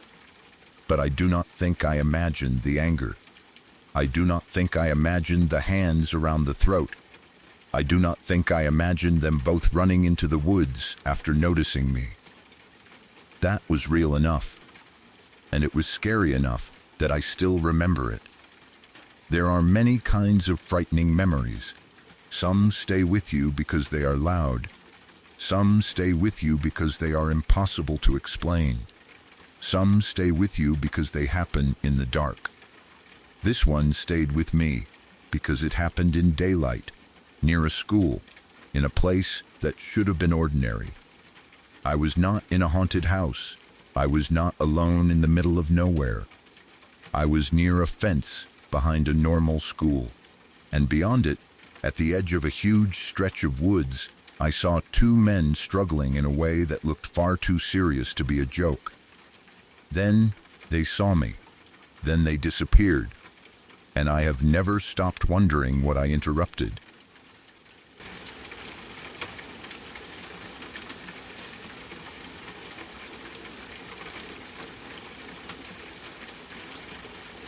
When I was in primary school, I spent a lot of my breaks out on the field. It was where I usually went whenever we were allowed outside. Some kids stayed near the playground equipment, some played football, some stood around talking in little groups, and some ran around until the teachers told them to calm down. I liked the field because it was open. Even when lots of children were outside, there was enough space to find a quiet spot, watch what everyone else was doing, or just stand there without anyone paying much attention. The school field had a hill beside it. It was not a huge mountain or anything dramatic. It was just a grassy rise near the edge of the grounds, high enough that you could stand at the top and look down over the field. From below, it always seemed farther away than it probably was. The slope was steep enough to make it feel separate from the rest of the playground, like it marked the end of the school grounds and the beginning of somewhere else. I remember looking toward that hill a lot. It was one of those places that caught your attention without you really knowing why. At different times of the year, the grass looked different. Sometimes it was bright and dry, sometimes it was wet and dark from rain. In colder weather, it looked muddy and empty. If the wind was strong, you could see the grass moving across it in long waves. There was not usually anything up there. That was why I noticed the figure immediately. It happened during a normal break. I do not remember what lesson we had before it, or whether it was morning break or lunch. I only remember the noise of the field. Kids were shouting. Someone was running nearby. A football may have been getting kicked around. Teachers were standing at the edges of the playground, watching everyone with the usual bored but alert expressions adults have when they are supervising too many children at once. Everything felt normal. Then I looked up at the hill. There was someone standing at the top. At first, I thought it was just an older student or an adult. That was the most logical explanation. Maybe someone had wandered up there. Maybe a teacher was standing in the grass. Maybe somebody from outside the school had been walking nearby. But the more I looked, the stranger it became. The figure was wearing a brown hooded cloak, not a normal brown coat, not a hoodie, not a school uniform. It looked longer than ordinary clothing, hanging down around the body in a way that made the person's shape hard to understand. The hood was pulled up, and the fabric was dark enough around the face that I could not see any features.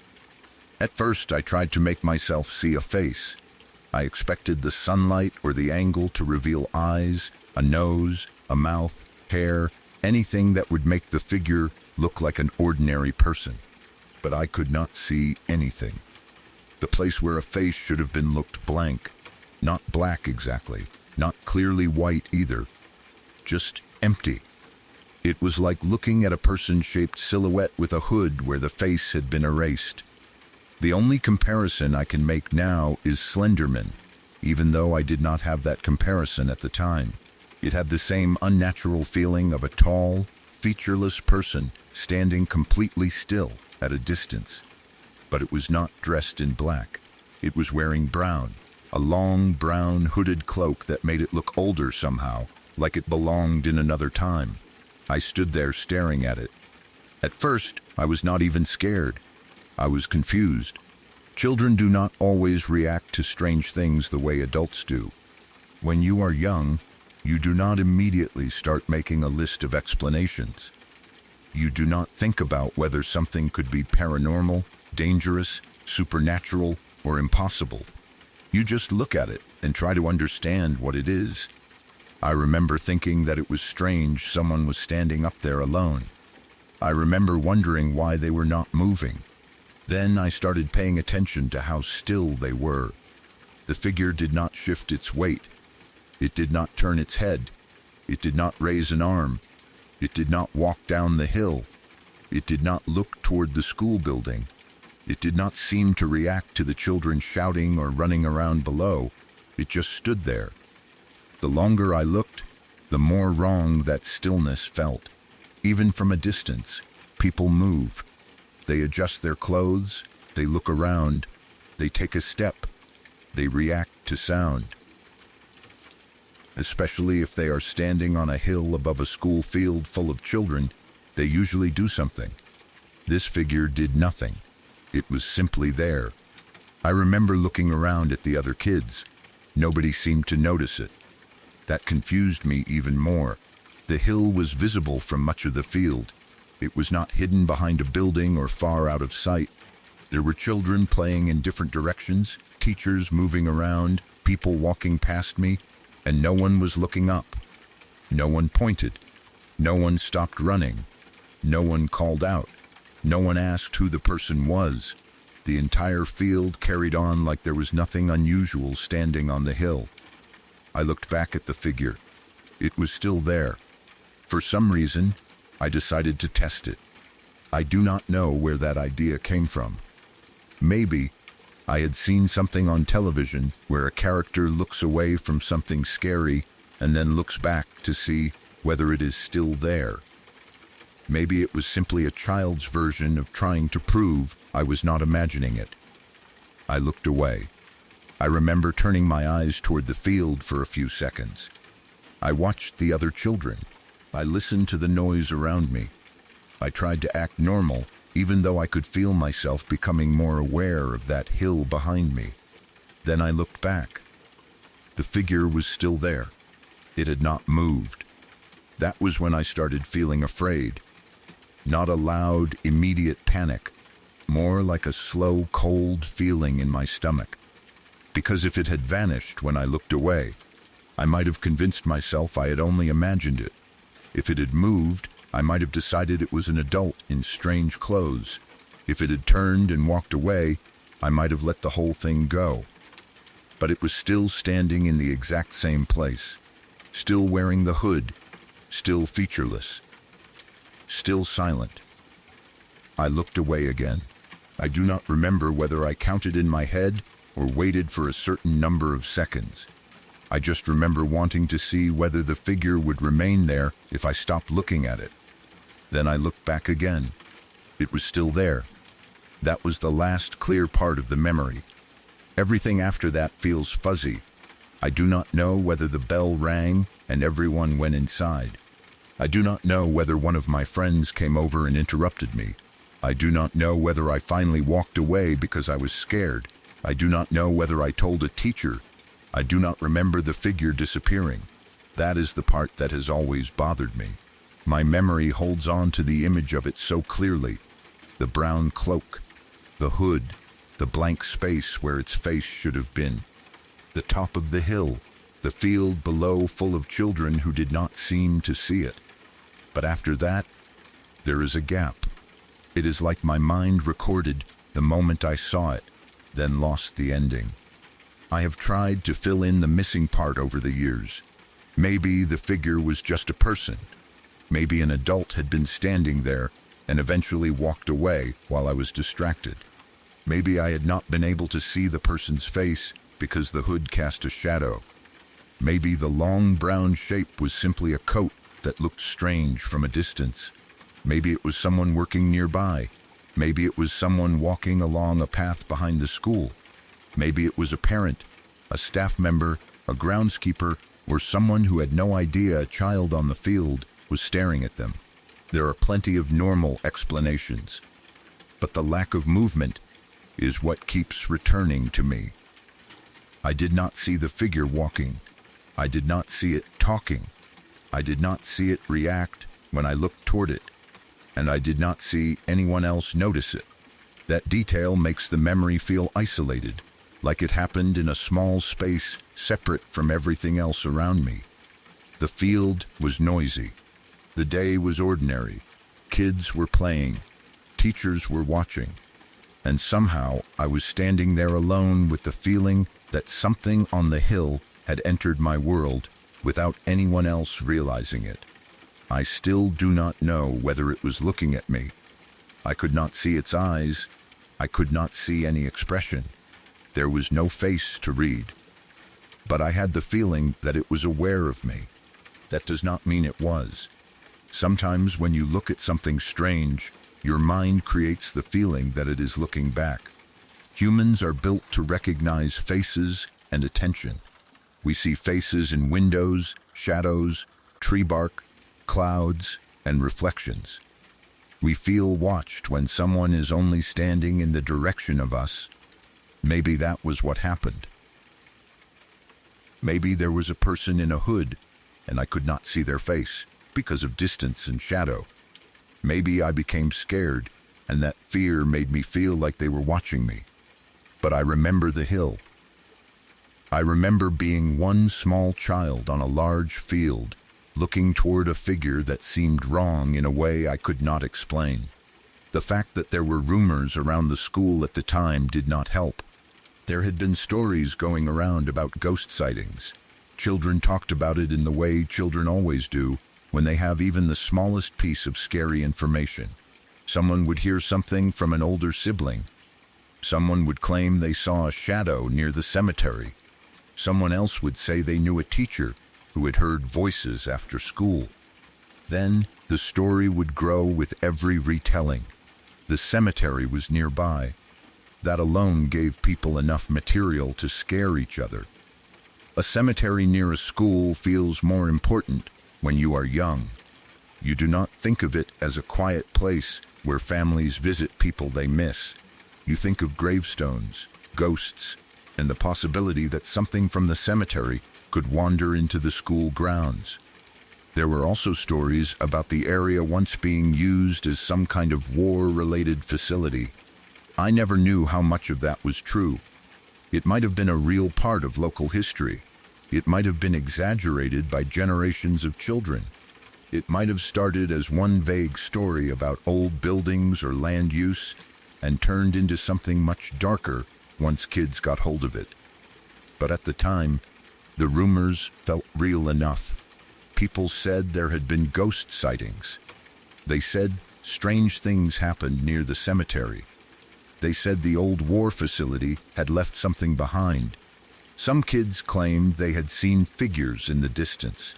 Others said they heard footsteps when nobody was around. A few talked about shadows moving near the edge of the grounds. Most of us did not know what to believe. We were children. We did not need proof for a rumor to feel real. A whisper from someone in your class was enough to make a place seem haunted. A dark corner near a fence could become a place nobody wanted to walk past alone. A broken window, an old path, or a strange noise could become evidence that something was there. I do not remember whether I had heard those stories before I saw the figure. Maybe I had. Maybe they were already somewhere in my mind, waiting to make an ordinary sight seem frightening. Or maybe I only connected the figure to the rumors afterward. That is possible too. Memory can work that way. You experience something strange, then later hear a story that seems to fit it, and suddenly the two things become tangled together. You cannot always separate what happened from what you were told afterward. Still, the figure did not feel like an ordinary person to me. It looked too still, too distant, too empty. I remember the brown cloak more than anything else. It was not bright brown. It was darker, muted, almost blending into the hill, but not quite. The hood looked deep enough that the face should have been hidden in shadow, but it did not look like shadow to me. It looked like there was simply no face there. That was what made it frightening later, when I was old enough to think back on it. As a child, I did not fully understand the image. I only knew it made me uncomfortable. As I got older, I realized how eerie it sounded. A faceless person in a hooded cloak, standing alone on a hill above a primary school field. Nobody else reacting. The figure staying there when I looked away and looked back. Then the memory going blank. It became one of those things I could not easily explain away, even though I wanted to. I have thought about whether it could have been a scarecrow. Maybe there was some object at the top of the hill that I mistook for a person. A post with fabric around it. A coat draped over something. A sign, a tree stump, a piece of equipment, or some other shape that looked human from the field. But the figure seemed too tall and too clearly person-shaped. And if it had been a fixed object, I feel like other kids would have noticed it. Someone would have climbed the hill. Someone would have pointed it out. Teachers would have asked why there was something there. As far as I remember, nobody did. I have also wondered whether it was a person wearing some kind of costume. Perhaps someone had been filming something. Maybe an older student was trying to scare younger kids. Maybe someone wore a cloak for a joke and stood still because they knew it would look creepy from far away. That explanation makes more sense than a ghost. But again, why did no one else react? And why do I not remember anyone talking about it afterward? If it had been a prank, I would expect someone to laugh, run down the hill, tell people, or at least claim responsibility. School children are not very good at keeping successful pranks secret. But nobody ever said, "That was me." At least, not that I remember. Maybe there was a reason the memory is fuzzy. Maybe I got scared and ran back toward the school building. Maybe a teacher saw me standing alone and told me to join the others. Maybe the bell went, and the normal routine of going back inside pushed the whole thing out of my mind. That would explain why there is no ending. But it does not explain why the beginning is so clear. I can still see the hill in my mind. I can still see the field below it. I can still picture the figure standing at the top, completely motionless. Sometimes I think the scariest part was not what I saw. It was that I felt alone in seeing it. If another child had stood beside me and said, "What is that?" I might have felt different. If a teacher had looked up and walked toward the hill, I might have accepted that it was real and explainable. But I had no confirmation. No one else seemed to notice. No one else reacted. That left me with the feeling that I had either seen something nobody else could see or misunderstood something everyone else had ignored. Neither possibility was comforting. I have never had another experience exactly like it. I have seen shadows that looked like people.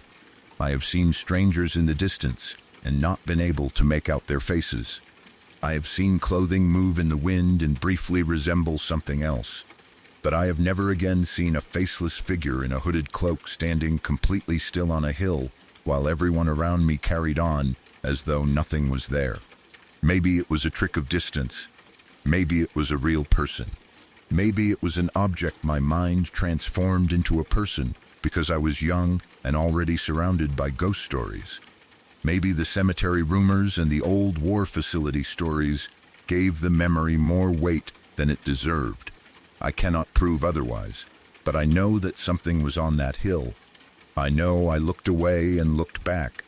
I know it was still there, and I know the image has followed me for years, not as a clear haunting, not as proof that the school was cursed, not as a story I can tell with certainty, just as a moment from childhood that still feels wrong when I picture it. A normal break time, a field full of children, a hill beside the school, and a tall, faceless figure in a brown hooded cloak, standing silently at the top, while no one but me seemed to look up.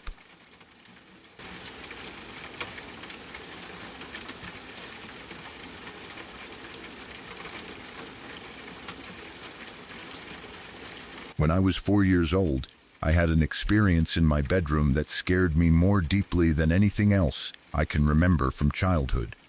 I do not know what time it was. I only remember that it was nighttime, that my parents were still awake downstairs, and that I was supposed to be asleep. For some reason, I could not settle down. I remember lying in bed feeling agitated, restless in a way I could not explain. I was tired, but I did not feel calm. I kept shifting under the blankets. I kept turning over. The room felt too quiet, but at the same time, every little sound seemed too loud. When you are 4 years old, you do not always understand why you feel uneasy. You do not sit there and think about anxiety, dreams, or strange noises in an old house. You only know something feels wrong. That was how it felt. I was in my bed, surrounded by all the familiar things that should have made me feel safe. My toys were in the room. My blankets were around me. The door was nearby. The window was across the room. Everything was where it always was. But I could not sleep. I remember staring into the darkness for a long time, trying to make myself close my eyes. I may have listened for my parents downstairs. I may have been hoping to hear the television, their voices, or any sound that reminded me I was not alone in the house. At some point, I gave up trying to sleep. I climbed out of bed. There was a fire truck toy near the bedroom door. It was one of my favorite toys at the time, the kind of thing a child can play with for hours without needing anyone else around. I remember going over to it because I thought it might help me calm down. I sat on the floor beside it. The room was dim, but not completely black. Maybe some light came in through the window from outside. Maybe there was a little bit of light spilling in from the hallway or from something downstairs. I could see enough to make out the shape of the fire truck and the door. I started rocking the toy back and forth. Nothing complicated, just moving it slowly across the floor. Back and forth. Back and forth. I remember the small wheels making a soft sound against the carpet or floor. It was a familiar sound, and for a moment, it helped. I was focused on the toy, trying to forget the strange, restless feeling that had kept me awake. Then something changed. I cannot explain exactly what came first. Maybe it was a sudden cold feeling. Maybe it was the sense that someone else was in the room. Maybe it was simply the feeling that made me stop moving the fire truck. But I remember pausing. I remember becoming aware of the room around me in a completely different way. It was as if everything became still. The fire truck was in front of me. The door was beside me. The bed was behind me. And the window was across the room. I felt something. It was not a touch at first. It was more like a warning inside my body, a feeling that made me look up, even though I did not want to. My eyes went toward the window. The window was across the room, and above it was a space near the ceiling. I do not remember whether there were curtains, blinds, or anything else around it. I only remember the shape of the window in the darkness and the empty-looking space above it. Then a cold wind seemed to move through me, not around me. Through me. That is the only way I know how to describe it. The room did not feel like it had a normal draft. It did not feel like a breeze coming through a cracked window. It felt like coldness entered my body all at once. I remember shivering, but I do not remember being able to move properly. The cold was sudden and sharp. Then my body felt tight. Not like I was being physically grabbed by hands, not like something wrapped around my arms or legs. It was more like every muscle in my body locked at once. I could not move. I could not turn away. I could not get up. I could not run downstairs. I was just sitting there near the door with the fire truck in front of me, staring toward the window because something inside me seemed to force my attention in that direction. I remember trying to look away. At least, I think I did. But I could not.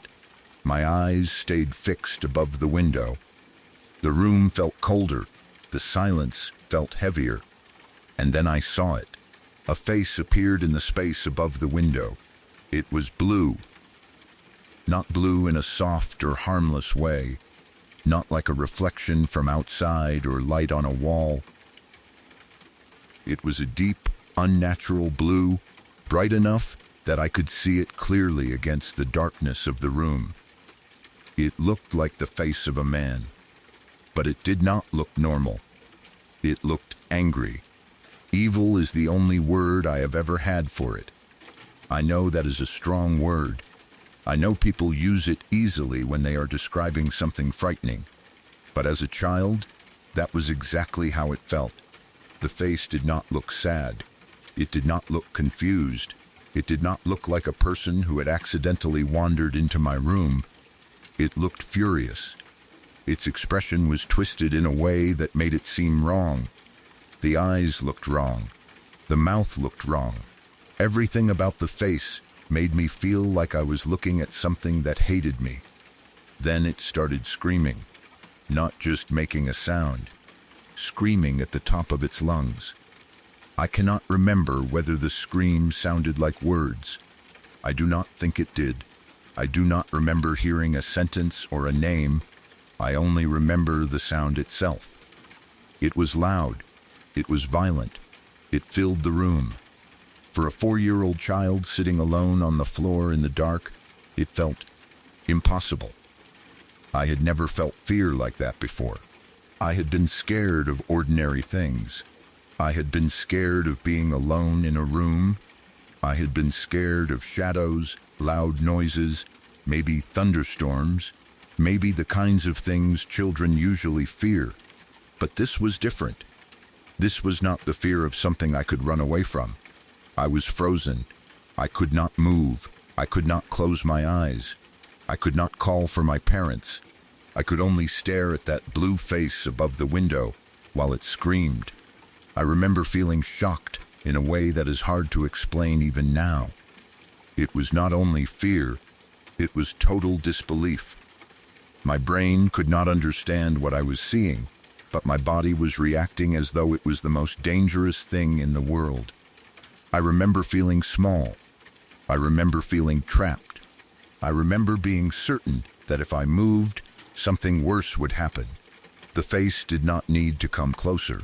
It did not need to touch me. It did not need to leave the space above the window. Just seeing it there was enough. For a moment, it felt like the entire room belonged to it. My bedroom, which had been mine a few minutes earlier, no longer felt safe. The bed, the toys, the door, the fire truck on the floor, all of it felt distant. It was as though I had been removed from my normal life and placed somewhere cold and unreal. I do not know how long it lasted, maybe a few seconds, maybe longer.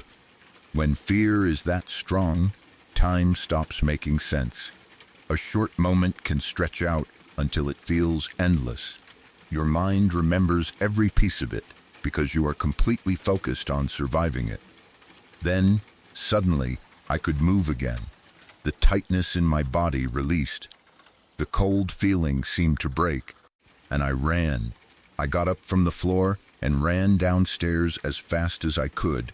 I did not stop to grab the fire truck. I did not look back at the window. I did not turn on the light. I just ran down the stairs toward my parents. They were downstairs watching television. That is one of the clearest parts of the memory, the glow of the TV, the normal sound of it playing.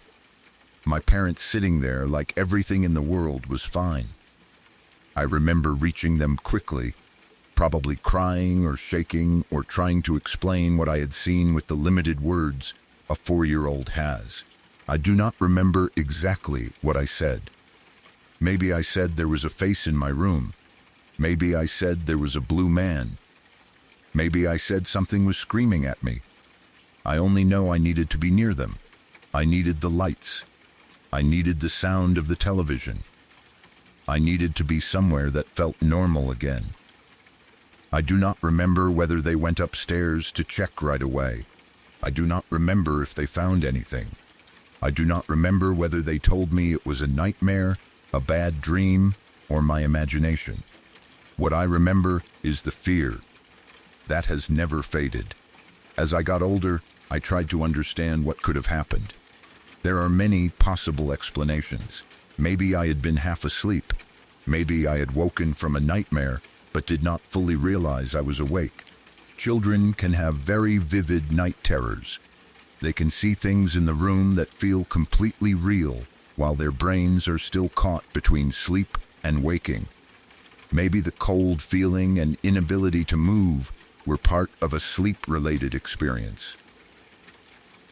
Maybe my body was waking up before my mind fully did.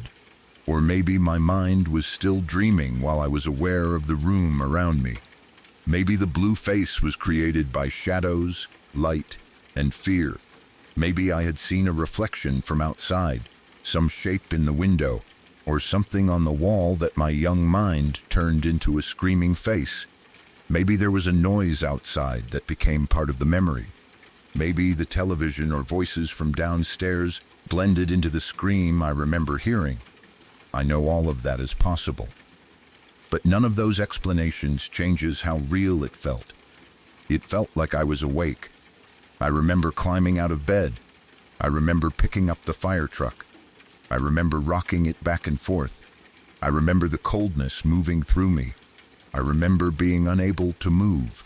And I remember looking above the window and seeing that blue face. It was not a vague nightmare image that faded when I woke up.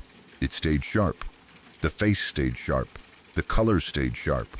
The screaming stayed sharp. For a long time afterward, I did not like being alone in my bedroom at night. I do not know whether I told people exactly why. Maybe I was too young to explain it properly. Maybe I only said I was scared. Maybe I asked to sleep with my parents. Maybe I left lights on. Maybe I kept the bedroom door open. All I know is that the room never felt completely the same to me after that.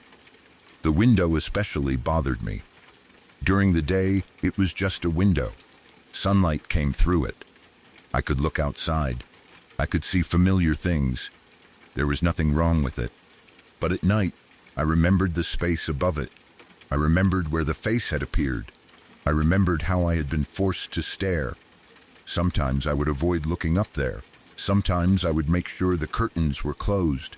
Sometimes I would lie in bed and listen for sounds, wondering if the scream would come back. But it never did. I never saw that face again. I never had another experience exactly like it. That almost made it stranger. If it had happened again, perhaps I would have understood it as a pattern. If I had seen the face multiple times, I might have asked more questions or found something connected to it. But it happened once. One terrifying night. Then it was gone. That is why it has stayed with me so strongly. There was no ending, no explanation, no proof, no one else who saw it.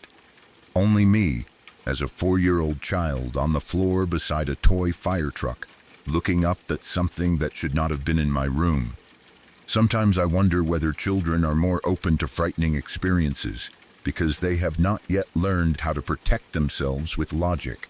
An adult sees something strange and immediately searches for reasons.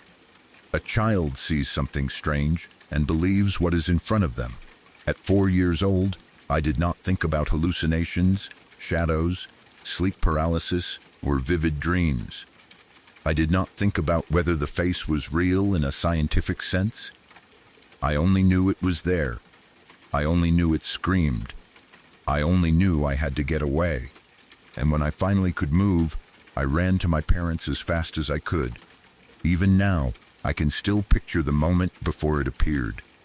The quiet bedroom, the small fire truck near the door, the window across the room, the cold feeling that seemed to move through me. Then the blue face above the window. I can still feel the terror in my chest when I think about it. I do not know what it was. Maybe it was a nightmare that felt more real than any dream should. Maybe it was a brief sleep-related hallucination. Maybe it was a trick of darkness and a frightened child's imagination. Or maybe, for one moment, something looked into my room from the space above my window and screamed at me. I will probably never know.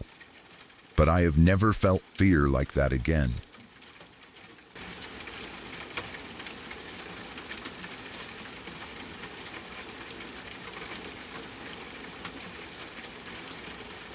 The broadcast is ending, but some voices do not disappear when the radio goes quiet. Maybe one of tonight's confessions will stay with you. Maybe you will remember it the next time your phone rings at an odd hour, or when you hear something outside after midnight. Leave a comment with the story that got under your skin the most. Subscribe to Dead Air Confessions for more stories from the people who called in after something went wrong.